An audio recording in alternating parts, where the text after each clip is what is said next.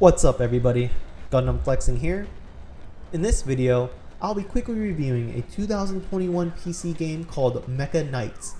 If you don't have time to watch the entire video, then here are my quick thoughts. I think this game is definitely worth the purchase when it's on sale off of Steam. The game is very short with only 20 levels, which took me about 6 hours to beat, but it is a well thought out game and definitely has replay value. After putting time into the game and playing the Endless Wave mode, I can say with definite certainty it is fun and worth the sale price of $10. Now for the longer review. Have you ever watched Attack on Titan and thought, wow, if I had a powerful mech with thrusters, giant guns, and massive cannons, I would totally murk all these motherfuckers. Well, in this game, you could sort of live out that fantasy. You play a giant mech who must defeat these unknown massive zombie-like creatures who suddenly appear on our planet during World War III. Let's go over the gameplay, the storyline. Let's get this one out of the way really quick. This game does have a quote-unquote storyline, but don't count on it on being something deep and meaningful. It's taken me about 6 hours to beat the game, and I still don't even know who the main character is or their background. In fact, when you beat the last level, you actually haven't defeated the enemy in its entirety. The story just leaves you on a cliffhanger, which isn't a big deal because I wasn't really playing for the plot. Voice acting. Yes, this game has voice acting, and yes, it is hilariously bad. However, I don't hate on the voice acting. In fact, I'm pleasantly surprised the developers took the time to actually record voiceovers for most of the characters. The over-emotional lines paired with corny, over-the-top dramatic scenes gave me the lulls because they sounded like something off of B films. Easy mechanics. One praise I give the game is its simple mechanics.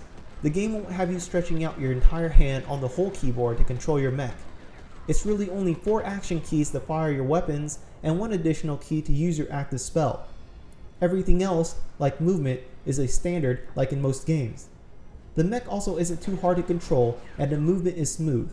I've never encountered something stupid like a small car which the game physics wouldn't let me go over. AI and monsters. The AI aren't too dumb and they aren't overwhelmingly smart either. They will gang up on you, but they won't make deliberate efforts to encircle you. Plus, I hardly encountered any monsters that got stuck behind something stupid or glitched their way to beat me. If you get killed in any of the missions, it was most likely due to your lack of foresight to correctly position yourself after each wave, or your mech setup is inefficient to handle the scenario. There are also a wide variety of monsters, both land and air, with a wide variety of different attacks to keep you on your toes. You get your standard zombie titan, giant locusts, shooting titans, stabby titans, artillery titans, big boss titans, and much more.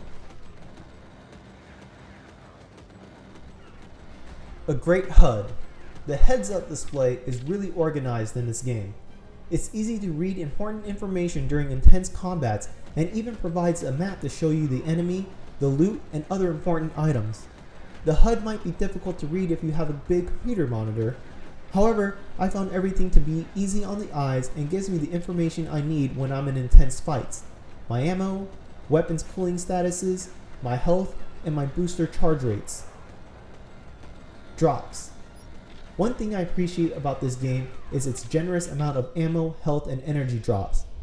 The drops are random from only a few enemies you kill, and if you accidentally overlook them, you can use your radar and travel all the way back to get them.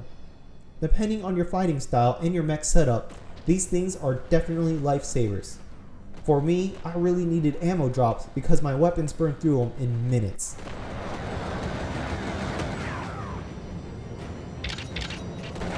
Maps and levels.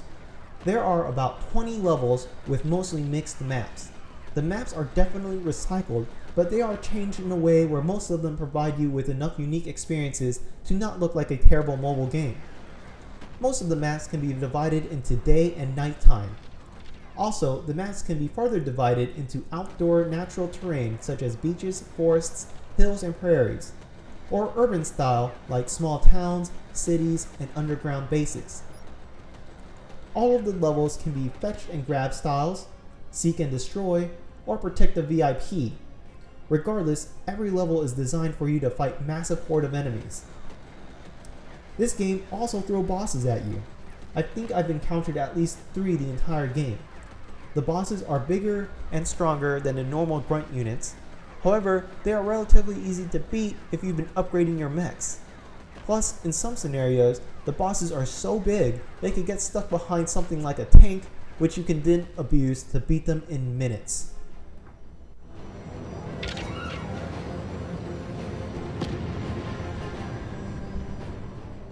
The customization.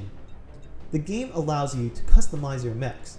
The customization does offer you options to upgrade your mech via different body parts like the head, torso, legs, and arms, allows you to change out 4 of your weapon types, and allows you to change your passive or active spells.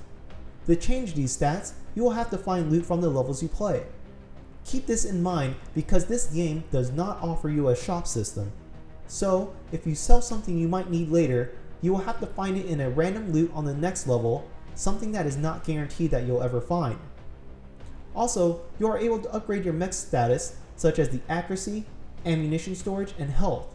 Instead of loot, these stats can be upgraded through money, and money can be either gained by killing enemies or from selling items you don't need.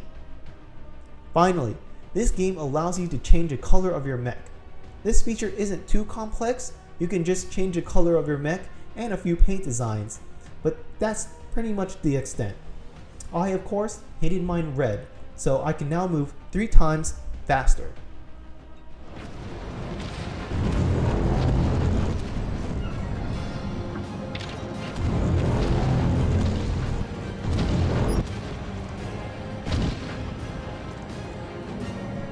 In conclusion, the positives of this game is that it is replayable. Once you beat the game, you can go into the endless wave mode. As the name suggests, you'll just be finding endless hordes of monsters. You keep whatever you find, however you lose everything if you die. This is great when you beat the game and you just want something mind-numbing to do. This is also great when you're still playing the campaign because the loot and cash you find in this game mode can greatly assist you in the upcoming levels. I played this mode at least 3 times during my campaign in order to upgrade my mech into an unstoppable machine. And this brings me to my next point, the exponential growth. As you start putting in more hours, your mech starts to get better upgrades and weapons. I think once you hit level 10 or 12, you start to become exponentially more powerful than most of the enemy types. I think around level 10 was where I basically had an infinite amount of energy and never turned off my boosters. In essence, I was a mecha god. And I was completely okay with this as I just wanted to enjoy myself fighting all these monsters in a 1 versus 1000 mentality. Now let's quickly go over the negatives. 1. This is a short game. The game is very short with only about 6 hours to beat the campaign. A few of the levels felt lazy as if they were just a copy and paste, then mixed in a few different elements. Based off the quote-unquote storyline, I felt the developers were rushing towards the end to push this game out because the last 2 levels were almost exactly the same. However, this should be expected coming from something that's about $10. Number 2, the loot system.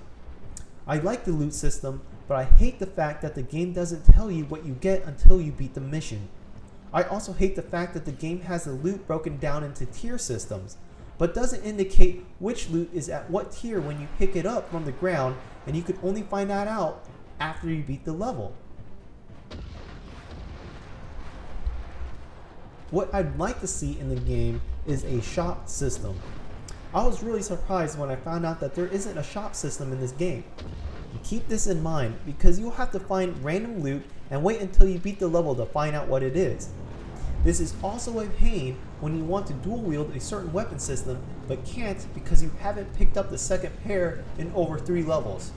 Yes, a shop system would greatly benefit this game and greatly allow players to customize their mech easier.